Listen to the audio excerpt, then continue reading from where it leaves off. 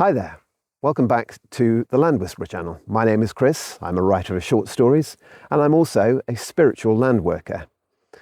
Last week we visited the Chalice Well in Glastonbury, and it was the first place that I had to go to when I was hunting for the Merlin line. This week we're at Glastonbury Tor. And I just have to say that the tour is managed by the National Trust, and unfortunately this time they wouldn't allow me to film at the tour, which is fair enough, it's their right. And instead I've taken loads of photographs, so you're going to be seeing loads of stills as I take you through the video. Anyway, back to today's video. And the tour itself has got many historical and mythological and spiritual stories and facts that are associated with it. For example, some people believe that it was a Neolithic sacred space and that our ancestors worshipped many different types of gods and spirits there. The terraces, which kind of surround the actual Tor itself, I think are absolutely beautiful, but they also have had many tales and associations set with them. For example, some people have thought that it was a remnant of a Neolithic labyrinth. Other people thought that they were terraces for farming. Some people believe that they're just routes for pilgrims to walk before they get finally to the top of the Tor itself. For me, as I've said, I just think it's a beautiful natural space. On top of the Tor itself is a tower, St. Michael's Tower, and that was part of a medieval church that was built in the 14th century. But at the time of Henry VIII and the dissolution of the monasteries, the king ordered all of the monasteries and churches to be torn down and everything that they had brought into the kingdom's power. So unfortunately, the medieval church was torn down, and today all we can see is St. Michael's Tower, which is open to the sky, but it is still a draw today nonetheless for very, very many people and pigeons alike.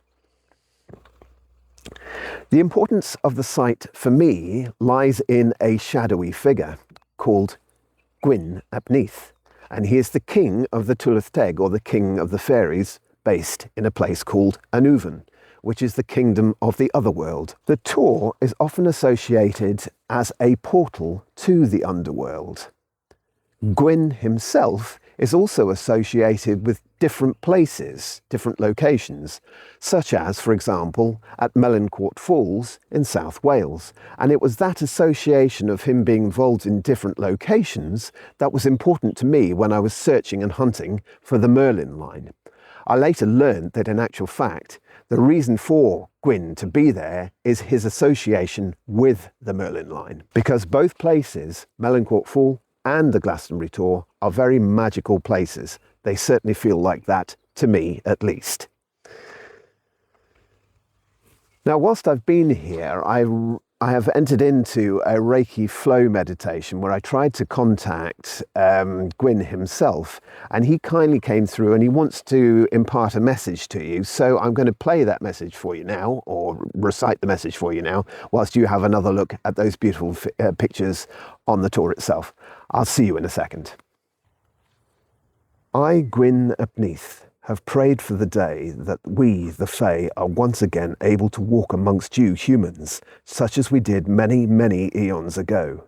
Merlin, Taliesin, bards, druids, mystics have all been our friends over the years, as well as writers and artists, but we have been, the Fae have been, misunderstood and misinterpreted. For those sensitive enough to hear or feel our presence, we will return into your lives first, once the Merlin line has been reconnected. We will invite you all in time to see and converse with us as we once both did as two races together. Those conversations with men and women of the past were cherished by my people, such as, for example, in the time when the church did not hold sway. We knew we had to hide at the time of the Kala Yuga because Mother Gaia could not support the energy needed to hold us on the surface. We have sunk below ground to survive, but with humans like Chris to enchant the land once more, we will be able to share with you the gifts that many, many of you have lost so long ago. The fairies love humans. We cherish your mortality, your fleeting lives. Those lives are lived with fire and passion, verve and grace. But we see that many and most have fallen into shadow. Once the Merlin line is reconnected and reformed, soon we will come to help humans to laugh and dance and sing with us again, to forget your troubles and invite you to live longer lives once more. That day is now very close. Please meet us when you do with love and respect. We will invite those of you who are fairest and worthiest and sensitive amongst you first, and they will help to spread the word far and wide. Please walk in love until that time. Welcome back. I find it really interesting that Gwyn mentions that the Fae had to go underground because Mother Gaia did not have the energetic capacity to hold them in space on the surface during the period of time of the Kala Yuga. Bibhu Dev Misra, the Indian researcher, has suggested to us that in actual fact we came out of the Kala Yuga in March 2025, and he had a long conversation with the evolutionary astrologer Heather Emsworth about a year ago in 2025 to explain that that had occurred. The Kala Yuga is a period of time which is associated with many different types of yuga in a 26,000 year cycle, and the Kala Yuga is one of those cycles, to which, as far as energy and consciousness is concerned, is considered to be the lowest part of the whole of the cycles.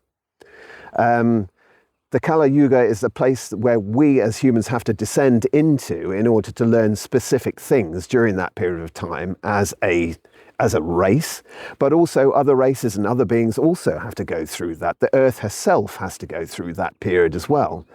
But since we have come out of that, according to Bibhu Dev Misra and Heather Emsworth and myself, it's interesting now that Gwyn's message says that he will contact those of us who are sensitive enough in order to be emissaries to help others who are not as sensitive in order to learn and integrate with the fairies again. And I believe that to be absolutely the case. I will certainly share with you everything that I can about my experiences on this journey as I go through the summer and visit all of those places that are remote and isolated. And I'll share with you the beings that I meet along the way.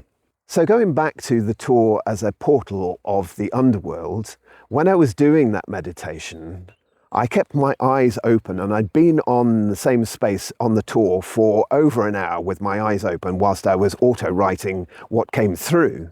And during that particular meditation, probably about halfway through, about 30 minutes in or something, I saw a jackdaw jump up and leave the ground. Now, I assure you, I had not seen from anywhere around me in my peripheral vision any jackdaw or any crow or any other flying being come close to where I was, nor had I seen anything approach the place. It had just come from the ground. I felt that the jackdaw was an embodiment of Gwyn ap Nudd. He wanted me to acknowledge the fact that he had come from the underworld. So maybe indeed there is something in this. That was just an experience I had, so I'll leave it to you to decide whether that resonates with you or not. Anyway, if you have any questions, please do leave them in the comments section below and I'll get to them as soon as I possibly can do. Next week, I'm going to take you to Ebba Gorge, which is a place of worship and pilgrimage for many of our ancestors, and particularly the deep past ancestors, the Mesolithic peoples, the hunter-gatherers. I will also share with you my first short story. So it has some association with Ebba Gorge, and I will explain all of that when I see you next. So until then, I wish you unconditional love. Many thanks indeed for watching. I really do appreciate it, and I will see you soon. Bye for now.